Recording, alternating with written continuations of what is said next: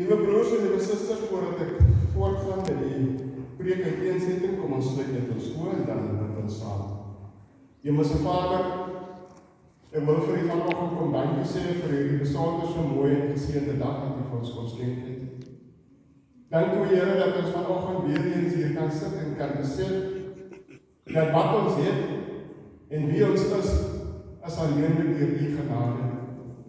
En daarom dank ons U, o Here, en ons prys U vir dit wat U moontlik gemaak het. Ja, ons mag dalk moontlik nie alles het wat ons graag sou wou hê vanoggend nie, maar ons het dit wat ons nodig het. En vir dit kom dank ons. Ons kom dink aan soveel ander, o Here God, wat vanoggend vasgevang is in hartseer, trane, o Vader, oor geliefdes wat hulle aan die dood moes afstaan. Ons kom dink aan diegene wat vanoggend vasgevang is in materiële armoede, o Here God, en nie weet waarmee meer om hun koppe te kry nie. Ons kom dink aan diegene wat geestelik in armoede verval het, o Here, en ook nie meer weet hoe om enigiets te doen, of wat om enigiets te doen, o Here God, om hulle pad na U toe te vind nie. En ek wil vra dat U asseblief vir hulle genade sal wees, U handnade sal uitreik, en ons sal uitreik uit hulle omstandighede uit. O Vader, ek vra dat U hierdie diens vir ons verder sal sien, o Here God, dat ons gevul en gevoed sal word, en weer eens hierdie week sal kan ingaan, wetende dat U is ons God en ons koning. In Jesus naam kom vra ek dit vir en sê, Amen. Liewe broers en liewe susters, die verhaal word vertel van Maria, die suster van Martha en Lazarus, wat Jesus se voete met nardesolie gesalf het. Die geleesde gedeelte of die perikoop begin met Jesus wat Lazarus en sy susters besoek het en saam met hulle 'n maaltyd genuttig het. En hierdie besoek, liewe broers en liewe susters, vind plaas nadat Jesus vir Lazarus uit die doodheid opgewek het. En nou gedurende hierdie maaltyd neem Maria hierdie duur nardesolie en sy salf Jesus se voete daarmee. Nou Judas Iskariot, 'n disipel van Jesus, hy bekyk die besigheid so, liewe broers en liewe susters, en hy raas met Maria en hy vra haar, hoekom mors sy dan so?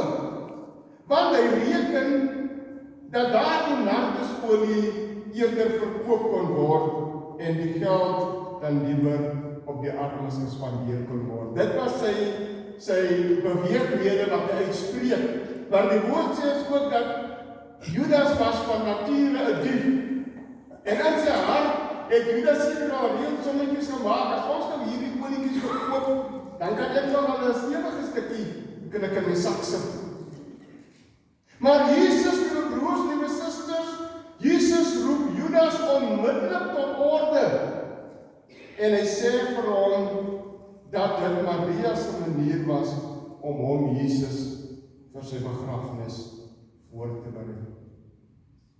Die storie, liewe broers, liewe susters, wat hom hier in Lazarus se huis afspeel, illustreer die belangrikheid van onvoorwaardelike liefde en toewyding teenoor Jesus vanaf die kant van Maria. Maria se gebaar van salwing teenoor Jesus simboliseer haar diepe liefde en haar eerbied vir en teenoor Jesus. Ja, Maria het 'n diepe dankbaarheid teenoor Jesus gehad, wat onder andere insluit het die feit dat Jesus haar broer uit die dood vir hulle teruggegee het. Maria het oor genoeg rede gehad om hierdie diepe eerbied, hierdie bewondering en liefde vir Jesus te kon hê. En juist daarom was dit eensins vir Maria 'n probleem om hierdie duur nardesolie op Jesus se voete te kom uitgee. Dit was teen seker die belangrikste en mees duursaamste besitting wat Maria gehad het. maar sy het dit sonder aarzeling op Jesus gespandeer. En dit het sy gedoen as 'n teken van haar aanbidding en haar liefde vir Jesus. Hierdie houding van Maria, die broers en susters, staan in skrille kontras met Judas se houding en sy siening. Terwyl Maria haar alles gegee het, was Judas daarop uit om te kyk wat hy kon kry om hom persoonlik of wat hom persoonlik kon bevoordeel.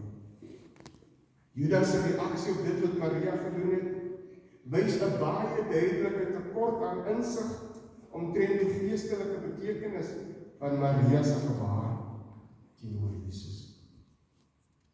Nou hierdie verhaal, my broer en my suster, lê ook klem op die tema van onbaatsigtigheid en van naaste diens. Terwyl Judas gekonsentreer het op hoeveel pennies gemaak kon word, eerder as hierdie olie verkoop sou word, was Maria se daad eerder aangemoedig deur onvoorwaardelike liefde vir Jesus. Judas dink hy klomp die geld wat gemaak kan word, wat hy in sy sak kan steek. Maria gee haar laastes en haar belangrikste, omdat dit deur liefde aangemoedig word. Haar toewyding teenoor Jesus was vir haar meer belangrik as materiële welstand of verryking. Jesus roep dan ook vir Maria oor haar dade en hy wys daarop dat ware disipelskap beteken dat mens God voor enigiets anders moet stel. In Johannes 12 vers 1 tot 8, liewe broer en suster, word ons dus weer eens herinner omtrent die belangrikheid van liefde, die belangrikheid van toewyding en onbaatsigtigheid in die Christelike geloof. Ek en u word aangemoedig om Maria se voorbeeld van opofferende liefde en onvoorwaardelike liefde na te volg en om ons verhouding met Jesus bo alles te prioritiseer. Vir ons, om egter so 'n diepe siening en gesindheid as Maria se te kan hê, liewe broer en my suster, sou beteken dat ons soos Paulus moet redeneer, en soos ons dit ook verneem het in die geleesde gedeelte in Filippense, en dat ons moet vergeet van die dinge wat agter ons is, en ons uitstrek na dit wat voor ons is. Ons kan nie vashou aan gister en sy begeerlikhede nie. Ons kan nie vashou aan materiële dinge nie. Ons kan nie vashou aan enige iets wat ons daarvan weerhou om 'n opregte en 'n dieper verhouding met God aan te knoop. Jesus is nie vasgevang in gister nie, liewe gemeente. Jesus leef nie in gister nie. Hy bly nie in gister nie. En omdat Jesus nie in gister is nie, behoort u en ek ook nie daar nie. Want as ons sonder Jesus in gister vasgevang word, dan gaan ons verdwaal en die pad byster raak. Judas se skelmstreke het tussen hom en 'n opregte verhouding met Jesus gestaan. En die vraag kan natuurlik vanoggend wees, wat is dit wat daar tussen u en God staan? Wat is dit wat tussen my en God staan? Nou ons ken die gedeelte van Job, toe Job al sy besittings en sy kinders verloor het, sê die woord van die Here, Job het nog steeds nie teenoor God gesondig nie. Want Job het geweet dat sy verhouding met God oor iets veel dieper en groter was as al sy besittings en familie. En baie keer is dit vir ons, wat ons nie in daardie omstandighede bevind nie, dis vir ons maklik om te sê, dat ons kinders van God is. Dis vir ons maklik om te sê, dat ons navolgers van Jesus is, totdat ons beproef word, deur dit wat vir ons belangrik is, om te kan besluit, of ons bereid is om van dit afstand te doen, terwille van God.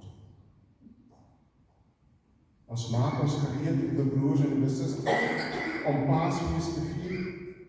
waar ons onsself herinner aan die groot opoffering wat Jesus gemaak het, naamlik om sy lewe vir ons te gee. En die gebruik gedurende hierdie 40 dae voor Paasfees is vir baie van ons om afstand te doen van sekere dinge. Maar vir baie van ons, wanneer hierdie tyd verby is, gaan ons maar weer terug na daardie dinge wat ons van afstand gedoen het. En Jesus wil hê, as ons van dinge afstand doen, moet dit 'n permanente saak wees. Want Jesus wil nie hê, daar moet enige iets staan in die verhouding tussen ons en tussen hom nie.